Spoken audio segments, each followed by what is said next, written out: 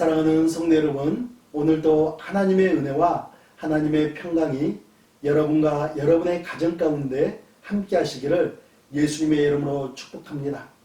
오늘 주신 하나님의 말씀은 예레미야 39장 1절 말씀부터 18절 말씀입니다. 오늘 말씀의 제목은 불순종의 열매, 쓰디쓴 패망입니다. 그렇지만 여기에 순종의 열매, 복된 구원을 덧붙여도 참 좋은 제목이 될 것 같습니다. 하나님의 말씀은 반드시 이루어집니다. 그럼에도 불구하고 하나님의 경고의 말씀을 무시했던 남유다는 이제 멸망이라는 비극적인 역사적 현실을 마주하게 됩니다. 1절과 2절 말씀을 보면 시드기야 왕이 제위하던 제9년 10째 달에 바벨론이 예루살렘 성을 완전히 포위하고 1년 6개월 만에 함락하게 되죠. 시드기야 왕은 어떻게 되었을까요? 4절과 5절 말씀을 보면 그가 어떻게 야반도주를 했는지 잘 가르쳐주고 있습니다. 시드기야 왕은 군사들을 데리고 약 25km나 떨어져 있던 여리고 평원까지 도망을 갔다가 그는 그곳에서 붙잡혀 다시 느부갓네살 왕 앞으로 끌려오게 됩니다. 그 후에 어떻게 되었을까요? 6절부터 10절 말씀입니다. 바벨론의 왕이 리블라에서 시드기야의 눈앞에서 그의 아들들을 죽였고 왕이 또 유다의 모든 귀족을 죽였으며 왕이 또 시드기야의 눈을 빼게 하고 바벨론으로 옮기려고 사설로 결박하였더라. 갈대아인들이 왕궁과 백성의 집을 불사르며 예루살렘 성벽을 헐었고 사령관 느부사라단이 성중에 남아있는 백성과 자기에게 항복한 자와 그 외에 남은 백성을 잡아 바벨론으로 옮겼으며 사령관 느부사라단이 아무 소유가 없는 빈민을 유다 땅에 남겨두고 그날의 포도원과 밭을 그들에게 주었더라.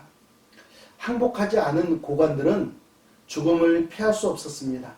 그리고 시드기야 왕은 자신의 아들들이 죽어가는 모습을 지켜볼 수밖에 없었고 자신의 눈도 뽑히고 말았었죠. 왕궁은 불타버리고 예루살렘 성벽은 무너지고 말았습니다. 반면에 하나님의 말씀에 순종하여 항복했던 사람들은 하나님의 말씀대로 자신의 생명을 부지할 수 있었고 바벨론의 포로로 붙들려 가게 됩니다. 그렇다면 예레미야 선지자는 어떻게 되었을까요?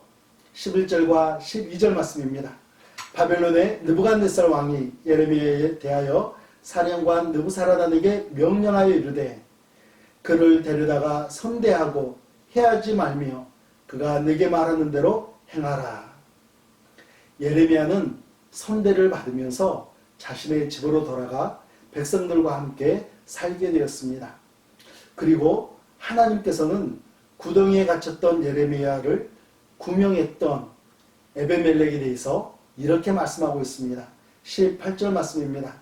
내가 반드시 너를 구원할 것인즉 내가 칼에 죽지 아니하고 내가 노량물같이 내 목숨을 얻을 것이니 이는 내가 나를 믿었음이라 여호와의 말씀이니라 하시더라. 아멘.